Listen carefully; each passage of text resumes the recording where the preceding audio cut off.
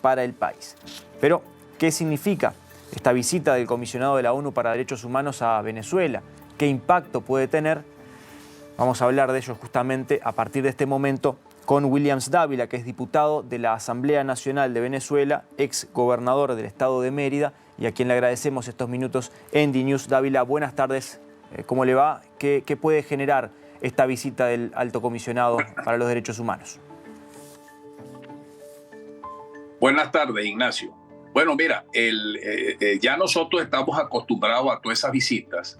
Lo cierto del caso es que en Venezuela se siguen violando los derechos humanos. Hoy, por ejemplo, aquí en los titulares de prensa, es una ley que está aprobando la Asamblea Nacional, que no es reconocida internacionalmente, pero es la que tiene el régimen, que se llama de regulación y de control de las ONG. Entonces, el comisionado tiene que ver eso. El gobierno no cumple nada. Maduro no cumple nada. Todo es una manipulación verbal para él limpiarse el rostro de dictador y engañar a unos cuantos. Pero lo cierto del caso es, periodistas del Nacional presos ayer. 2 diputadas nuestras, la presidenta y la vicepresidenta de la Comisión Delegada Legítima de la Asamblea Nacional, con sus casas allanadas. Esta ley anti-ONG que busca que cerca de 44 ONG de la categoría, como por ejemplo el Instituto de Formación Parlamentaria Fermín Toro, que está apoyada por la Konrad Adenauer, Provea, que es una organización no gubernamental que promueve los derechos humanos, visibiliza precisamente las violaciones de los derechos humanos y el encarcelamiento arbitrario y las ejecuciones arbitrarias, extrajudiciales. Bueno, la gran realidad entonces es que cuando viene este comisionado, si es para reunirse solamente con Maduro, no le van a pintar la realidad. Tiene que reunirse con todas las ONG en este momento con las cuales él puede reunirse. Le van a decir que ya están prácticamente en vilo su propia personalidad jurídica, porque de acuerdo con la ley, están atacando las fuentes de financiamiento de esas ONG y de alguna manera extrapolan politiqueramente diciendo de que son fuentes de financiamiento para la oposición de cara a una campaña electoral primaria que va a ser la oposición y las elecciones presidenciales pautadas para el 24. Entonces, no hay aquí ni promoción, ni respeto, ni garantía de los derechos humanos. Se siguen violando. Ese es el cuadro que se va a encontrar el comisionado cuando venga, si de verdad viene a hablar con todo el mundo y no solamente con Maduro. ¿Esa es la ley que usted denomina en su Twitter la ley Diosdado? Sí, la ley Diosdado, porque él fue el que la propuso. La ley anti-ONG. Él fue el que la propuso, una ley draconiana, una ley fascista, represora, de ir contra todas las ONG. Acuérdense que las ONG, en concepto general, la sociedad civil organizada es un mecanismo de control ante los abusos del Estado, en un régimen democrático, pero en un régimen autoritario como el que tenemos en Venezuela, donde ellos mismos definieron cuáles son los tipos de ONG que según ellos deben de existir, porque ellos desconocen por completo la naturaleza autónoma que tienen las ONG. Ellos quieren controlarla. Entonces, no hay aquí control de los abusos del Estado, no hay, vamos a decirte, reconocimiento de la sociedad civil, sino lo que existe es una persecución, porque el tema es que cuando ellos van a constituir una ONG, lo que constituyen son organizaciones políticas que dependen del PSUV.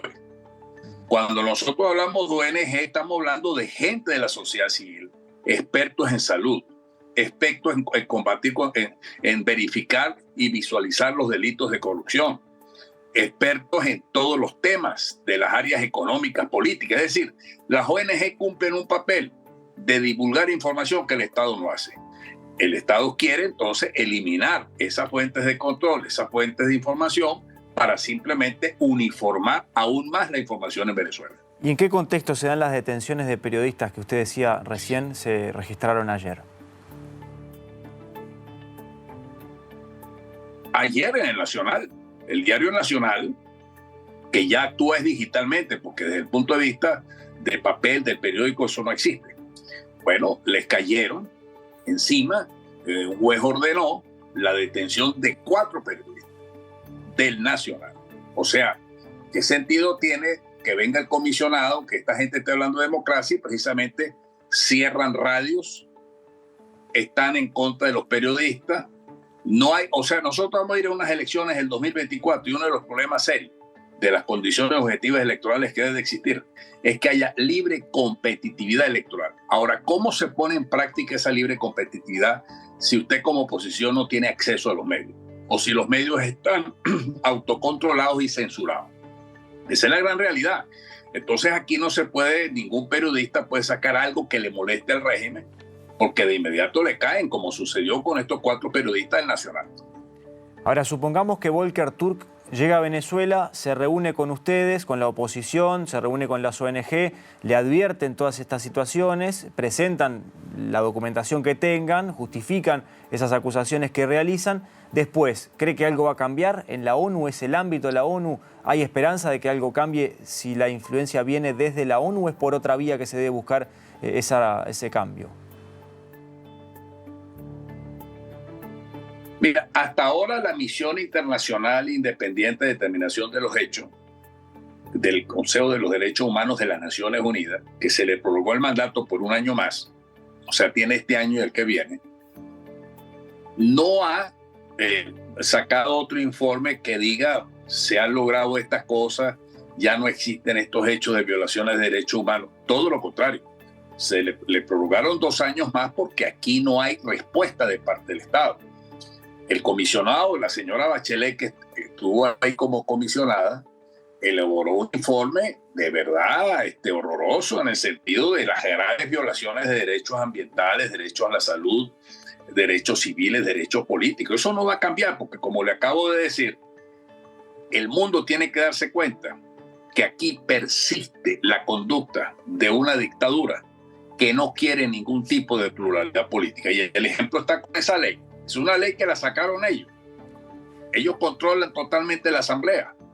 Tienen 280, algo así de diputados, y tienen 260 diputados, porque ellos le aumentaron el número de diputados en las elecciones fraudulentas que hicieron en el 2020. Inventaron que la población había crecido y resulta que tenemos 7 millones de venezolanos por fuera. ¿Dónde creció la población para subir de 165 diputados a 280 diputados que salieron supuestamente electos en esa farsa electoral del pasado diciembre del 2020? Ellos aprobaron esa ley. Es una ley simplemente para perseguir las ONG, para cerrar las ONG. Entonces ahí está una demostración más que no existe democracia, no existe respeto a la sociedad civil, no se viola un derecho fundamental, el derecho que yo tengo la libertad de asociarme lícitamente en cualquier organización. Los partidos están intervenidos, por lo tanto el principio de la asociación política no existe. Ya las ONG entonces las eliminan. Eso por supuesto va a generar problemas de empleo, problemas de una serie de situaciones, porque eliminan un derecho fundamental que puede tener un profesional de trabajar en una ONG técnica, en una ONG cultural, social, porque de acuerdo con la nueva ley que están aprobando es un delito. Además, usted tiene que estar sacando a la luz pública todo el financiamiento que usted está recibiendo. Y las ONG tienen su propio mecanismo de transparencia y de control financiero. Así pues, de que es todo toda una manipulación y un mecanismo de control político. Siguiendo con la eficacia de los organismos o ámbitos internacionales o multilaterales para intentar cambiar la situación de Venezuela, ¿cómo analiza lo que pasó con Maduro, su anuncio de visita o la invitación que le hicieron para la cumbre de la CELAC y después la decisión de último momento de no viajar a Argentina?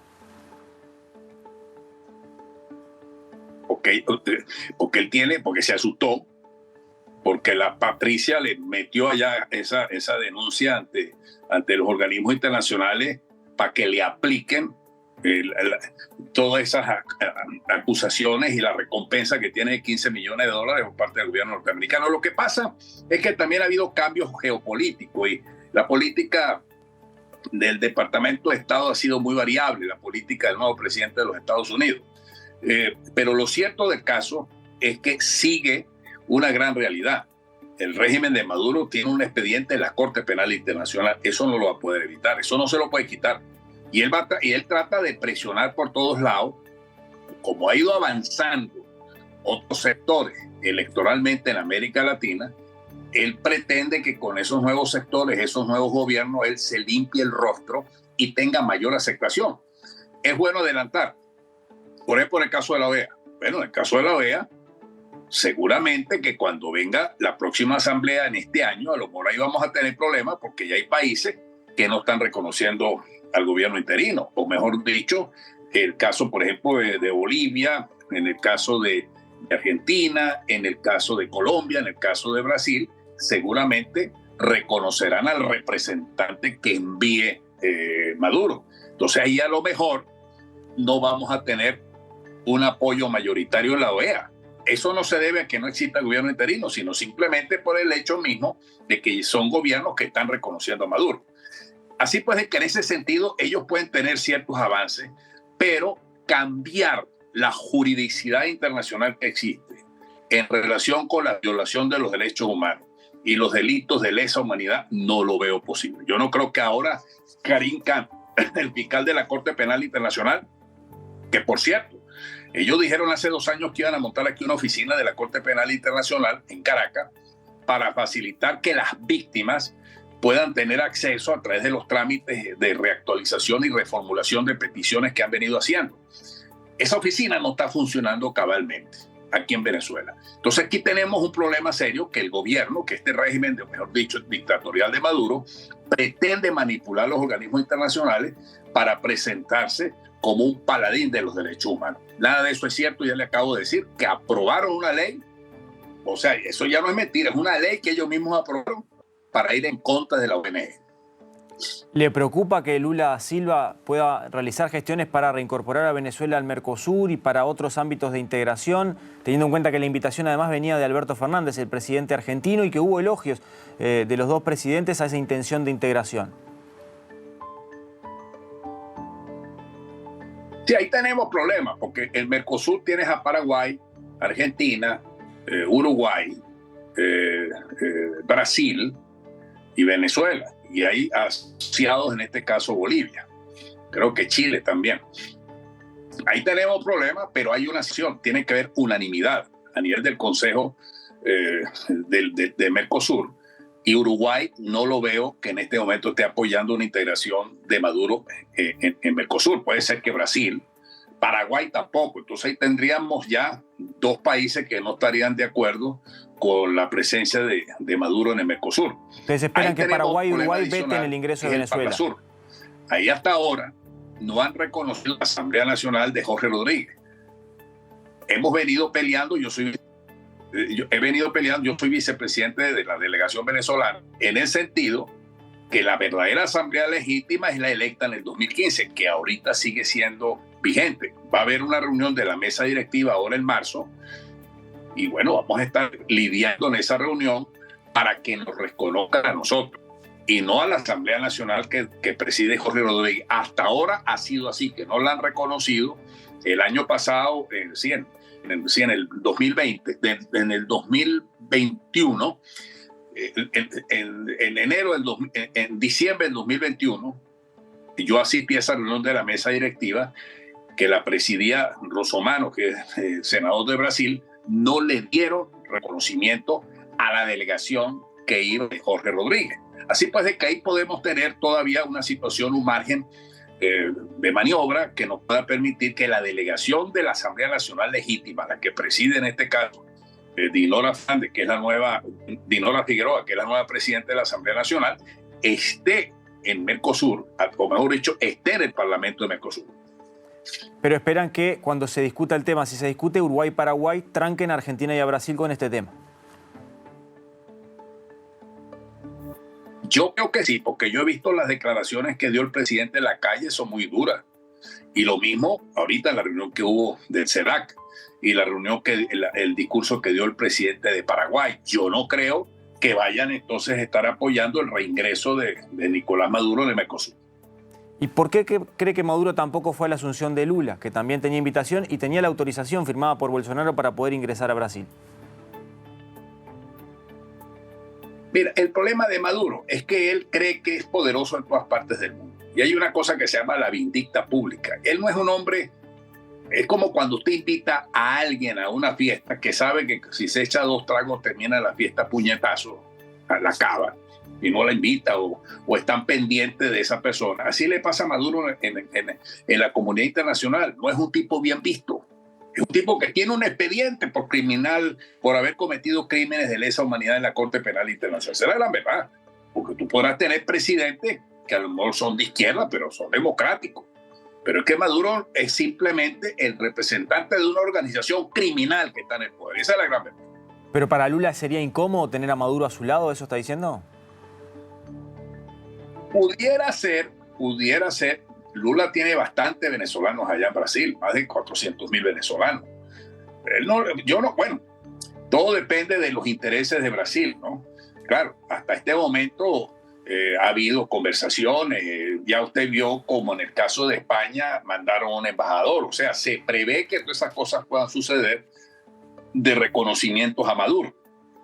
Es posible que Lula lo tenga, que de repente mañana envíe un embajador aquí. Yo parto del principio que por la amistad que ha habido entre Lula y Chávez, entre Lula y Maduro, lo más seguro es que terminen reconociendo a Maduro, pero también Lula tiene que sopesar y medir las cosas, porque tampoco en Brasil las cuestiones están así, como decimos aquí, de soplar y hacer botella. Hay contradicciones internas. Yo creo que seguro en el caso de Mercosur, Uruguay y Paraguay no van a estar apoyando el reingreso de Venezuela. Ahora, mire que en el Parlamento uruguayo está la veña para el nuevo embajador en Venezuela. Va a ser designado, va a ser ratificado y en pocos meses Uruguay va a volver a tener embajador en Venezuela. Eso he escuchado y yo he hablado con algunos parlamentarios allá de Uruguay. Bueno, sería una contradicción, porque el presidente de la calle le ha dicho de todo a Maduro, ¿no? En la última declaración que dio en el CELAC. Hasta ahora no ha habido así, porque en el caso de Uruguay hay una situación. Ellos siempre han reconocido la Asamblea Nacional.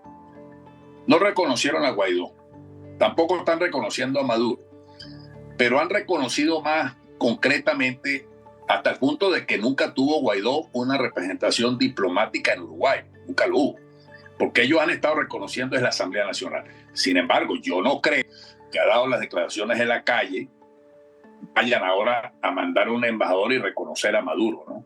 Una cosa es la relación consular, que puede suceder en el caso de los Estados Unidos, en el caso del Canadá, porque aquí hay nacionales de los Estados Unidos y de Canadá que sus problemas tienen que ser resueltos por vía consular. Eso en el caso de Colombia, aunque ya el hecho de que abran una embajada puede ser que estén abriendo próximamente el consulado. El consulado, las relaciones consulares no son necesariamente relaciones de reconocimiento. En los países donde no existe, vamos a decirte, embajador, caso de Uruguay. No son muchos tampoco los uruguayos que están aquí en Caracas o en Venezuela. Sería incoherente, pero entonces. De todas maneras, desde el punto de vista político. ¿Perdón? Sería incoherente mandar un embajador con el discurso que tiene el actual gobierno de Uruguay. Parece incoherente después de ese discurso que dio la calle. Bien. Williams Dávila, diputado de la Asamblea Nacional de Venezuela, ex gobernador del estado de Mérida, gracias por estos minutos con DNews, muy amable. A la orden siempre, y aquí estamos dando la lucha para rescatar la democracia. Hasta luego, que pase bien.